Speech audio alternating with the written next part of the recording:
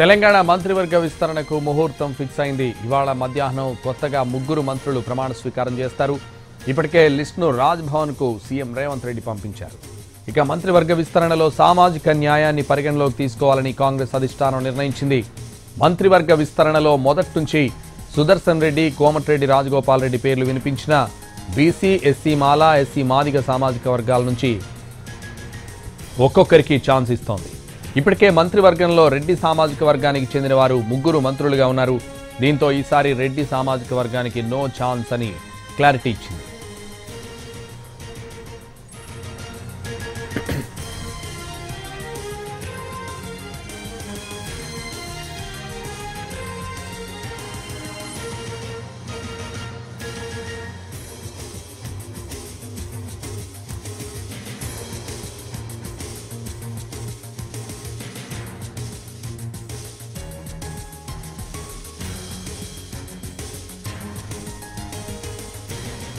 ఇప్పటికే బీసీ నుంచి 2 మంత్రులుగా ఉన్నారు. ఇప్పుడు మరొకరికి ఛాన్స్ ఇస్తోంది.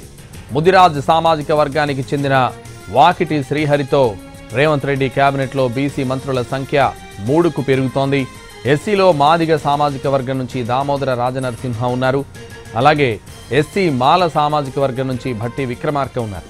ఇప్పుడు మాల సామాజిక వర్గం నుంచి జి వివేక్, మాదిగ సామాజిక వర్గం నుంచి అడ్లూరి లక్ష్మణ్ చేరుతున్నారు. కాంగ్రెస్లో 15 మంది ఎస్సీ ఎమ్మెల్యేలుండగా ఇప్పుడు 4 మంత్రులుంటారు. రేవంత్ రెడ్డి మంత్రివర్గంలో ఎస్టీ లంబాడీలకు చోటు దక్కలేదు. డిప్యూటీ స్పీకర్ పదవితో ఎస్టీ సామాజిక వర్గాన్ని సంతృప్తిపరిచే ప్రయత్నం చేస్తున్నట్టు తెలుస్తోంది.